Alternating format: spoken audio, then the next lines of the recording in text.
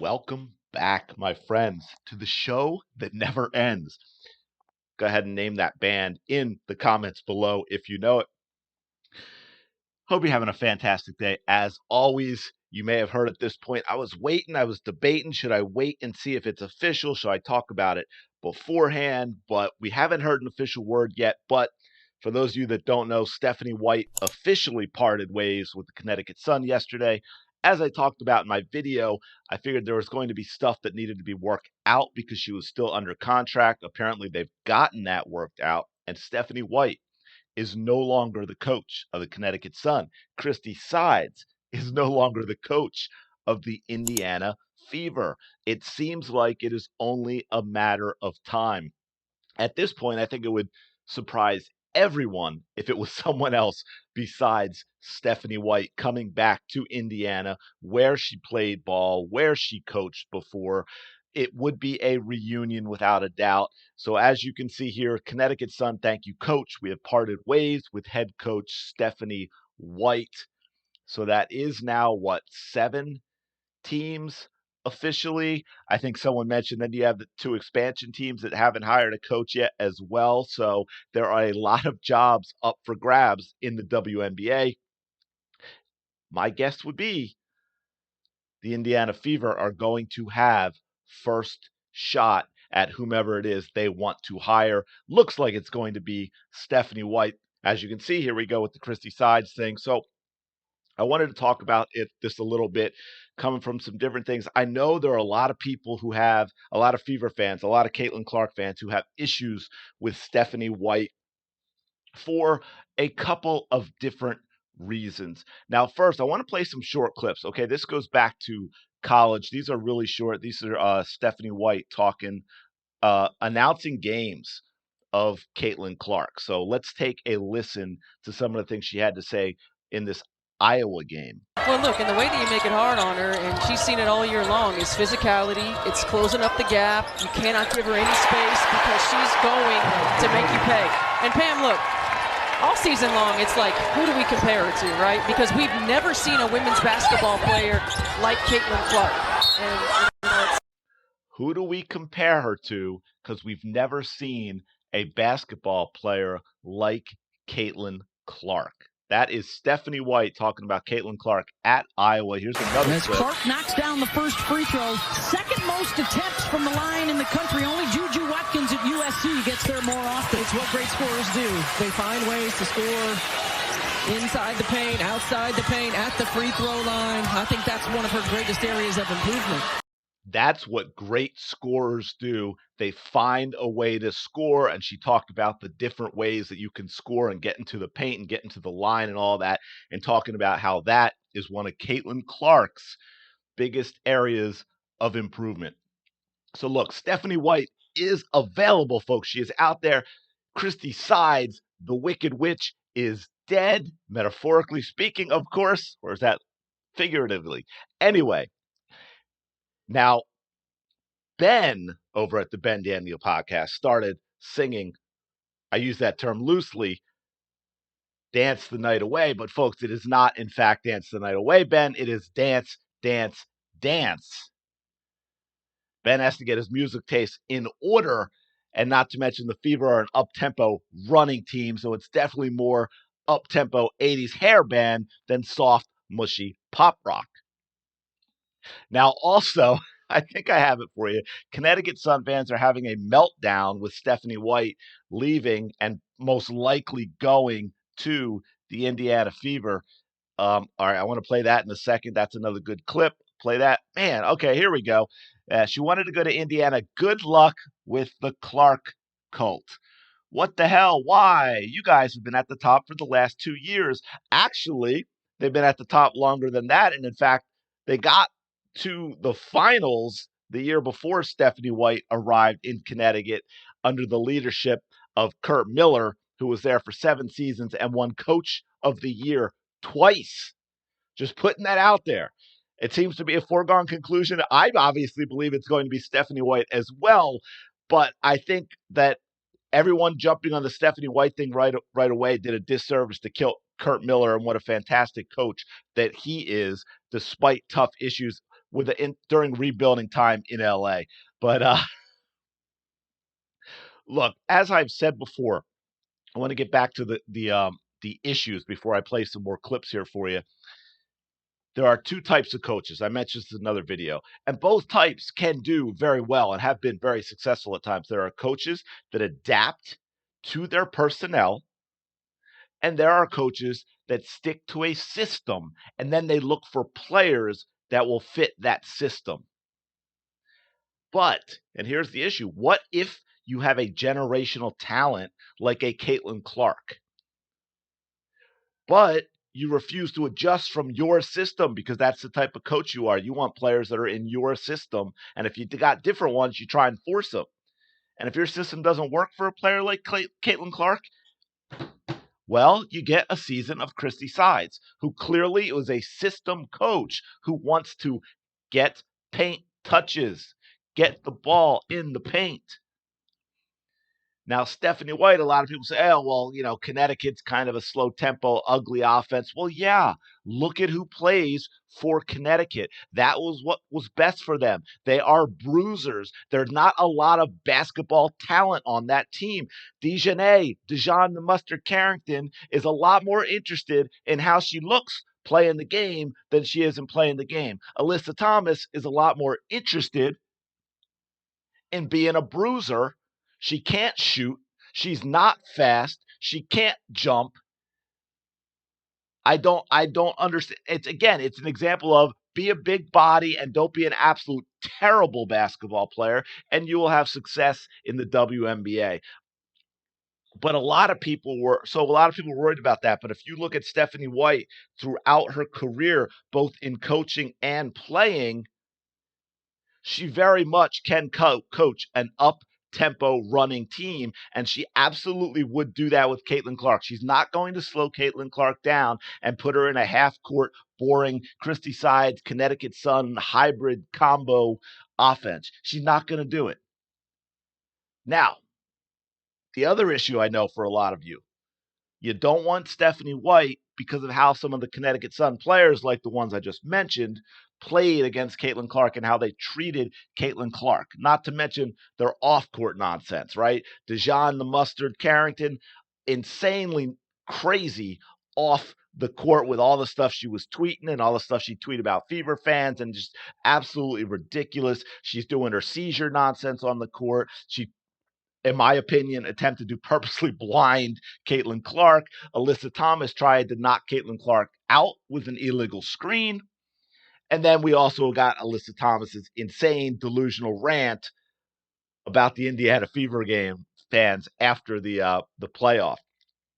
And a lot of people feel that since Stephanie White didn't stop it or come out and speak out against her own players, that she's not a worthy candidate of coaching Caitlin Clark. And look, I get it. With the way the WNBA season has gone this year, Clark fans have become pretty sensitive to how others have treated her or what they've done with regard to Caitlin Clark. But look, Stephanie White, those players were there before Stephanie White got there. That's how those players play, right? Do we forget about Alyssa Thomas? Maybe the hardest foul of the season and what she did to Angel Reese. That's who Alyssa Thomas is. She is a dirty player. She's always been a dirty player.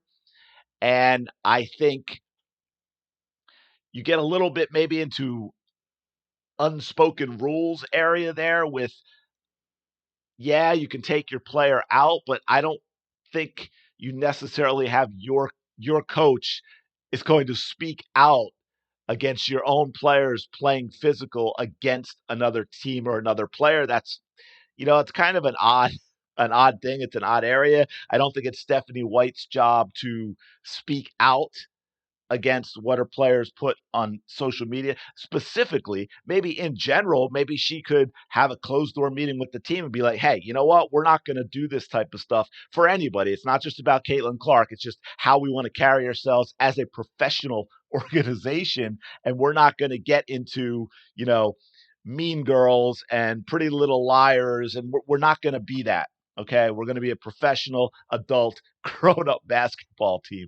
But I wanted to get into a few other things here. Let me see if I have the right one up. Yeah, this is Stephanie White at the beginning of the season, and this is really good because if you think back to the beginning of the season, so many people were just vicious toward Caitlin Clark and talking about the horrible start she had, and she's not that good, and she's a bust, and reality is coming, and she's playing with grown-ups and all this other delusional crap that people like Diana Taurasi were spouting out of their orifices. So this is Stephanie White, only 2 games in, talking about Caitlin Clark. When I'm, looking at all these things that people are talking about with Caitlin Clark, it's like, guys, chill out.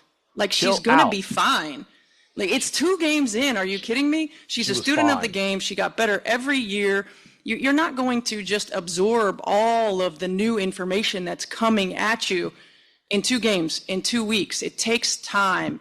And she will. I have no doubt about it. She's a student of the game. She continues to get better. And these are also points that coaches then address. Hey, let's continue to work on this.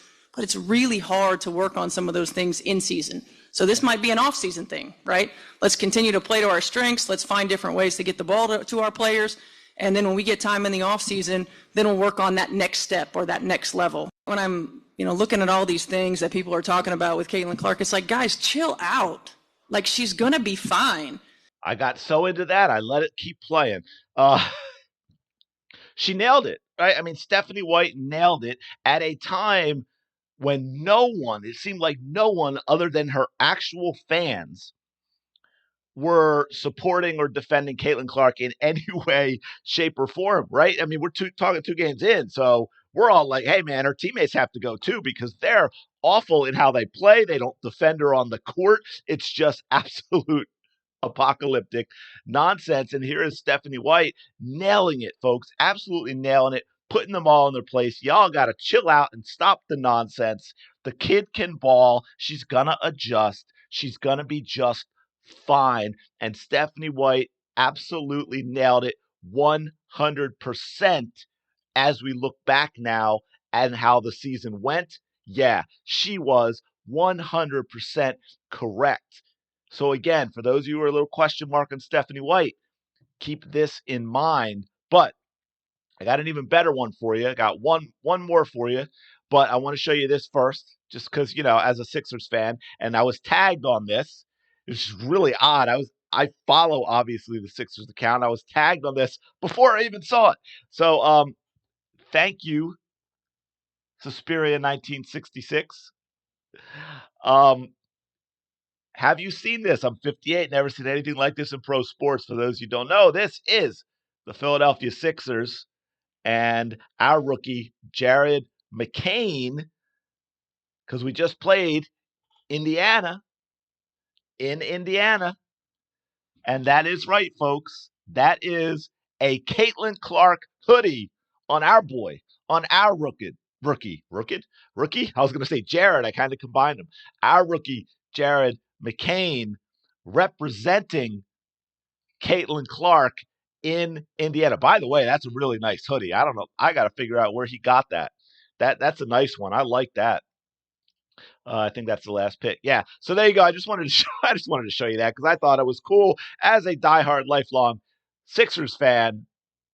Rookie repping rookie, showing some respect for Caitlin Clark as the Sixers roll in to Indiana. And by the way, take a win from the I was going to say the Indiana Fever. Man, the Pacers are the second basketball team in Indiana now. Sorry about that. And then I got one more thing for you because this is cool too. Because here's the other perspective, and I don't think anybody has shown this side of it yet. This is Caitlin Clark before the first time the Indiana Fever played the Connecticut Sun, and she is talking about head coach Stephanie White. But I noticed that the first person that you greeted from the Connecticut team was actually head coach Stephanie White. What was that like to just be able to catch up with her in your pro debut or regular season? She's obviously called a lot of my games all throughout college, and I just think she has a really great basketball mind. I think she's done a great job calling college games. It's been great to see her on NBA games. I think what she's done is she's obviously, she's been a trailblazer, honestly. I think she's always been somebody that's been supportive of my game, and it's been fun to talk to her at shoot-arounds throughout my college career and always been really supportive. And Yeah, so I think the biggest thing is just it's fun to go against her now for my first time after her calling a lot of my games. Now I get to play against her, so I think that's going to be a lot of fun for the both of us. There you have it, folks. From Caitlin Clark herself, you can hear it in her voice. You can see it on her face. This is going to be a good combination for Caitlin Clark. This is going to be Tom Brady and Bill Belichick. Okay?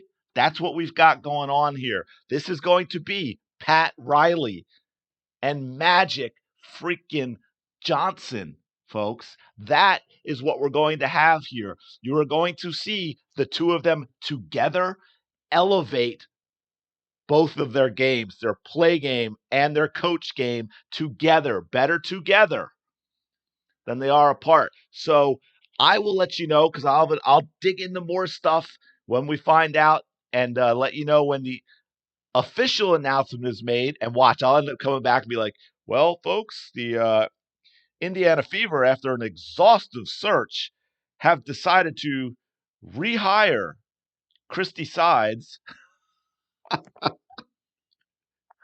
Oh, man. And for those of you that don't follow soccer really quick, this is what the U.S. men's national team actually did not that long ago. They fired Greg Berhalter after an absolute disastrous tournament.